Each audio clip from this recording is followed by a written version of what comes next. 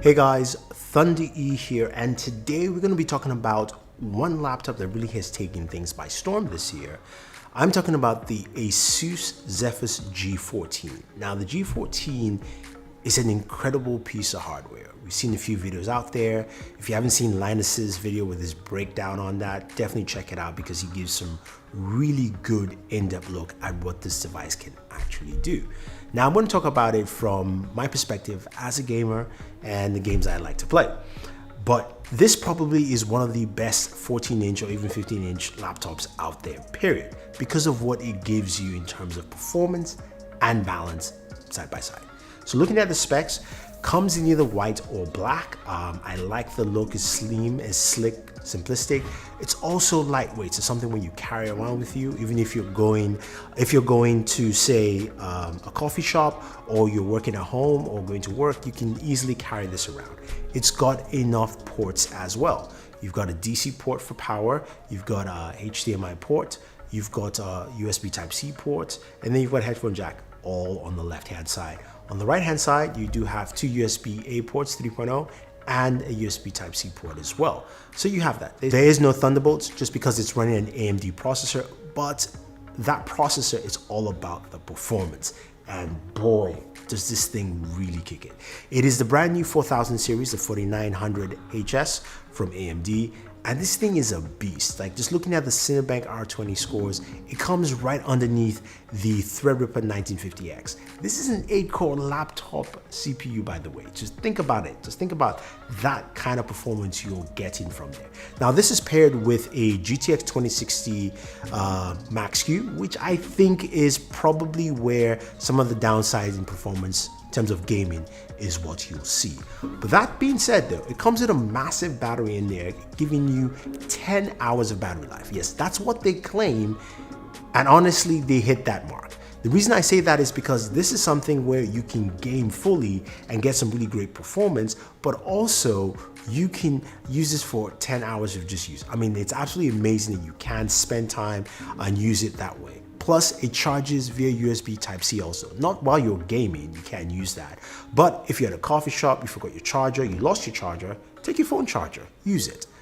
I like that thinking. And to me, that is where this stands out. Now, in terms of gaming, which is what we care about here, this performs well. So starting off with Tomb Raider, running the benchmarks of the game on this laptop, we started at ultra settings to see how well it do at the max settings, because of course we've heard how good this laptop is in terms of performance, and we got about 88 frames per second on average on the benchmark, which is actually pretty good. 120 Hz display, highest performance level, that's nice. Now, how about on high? And high, we eked out an extra 2 frames per second. It's average 90 or so, so not too much. And I think some of that limitation comes from the fact that the GPU is a 2060 Max-Q, so that's just what it is.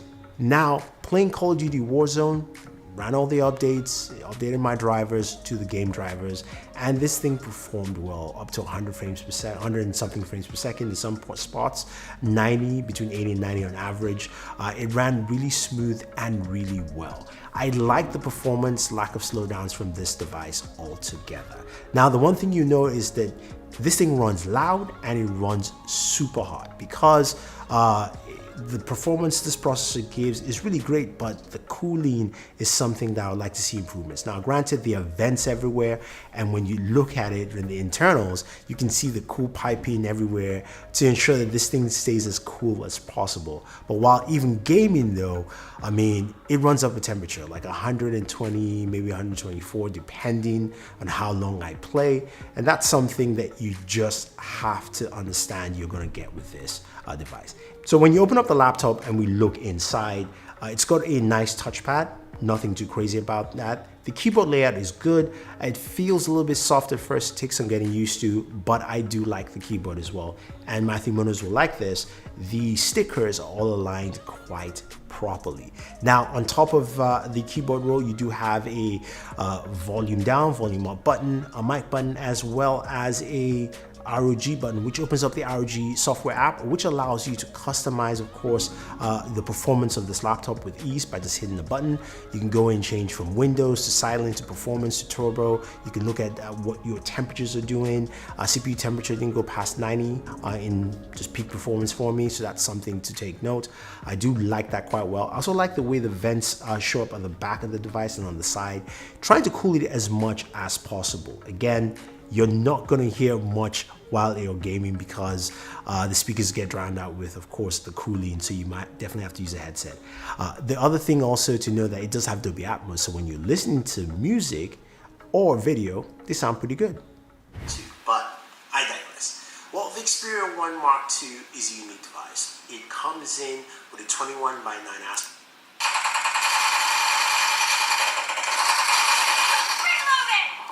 So yeah, there are a lot of things to like with this laptop, but there's some things that I don't necessarily like. For instance, the GTX 2060 Max Q is the only graphics card you can use with it, which is why I would have liked to see something like a 2070 or even a 2080 as well, which would definitely showcase the full performance range you're getting. Also, it only comes with 16 gigabytes of RAM. You can expand it, but there's only one DIMM slot to expand, so be very careful of how you do that.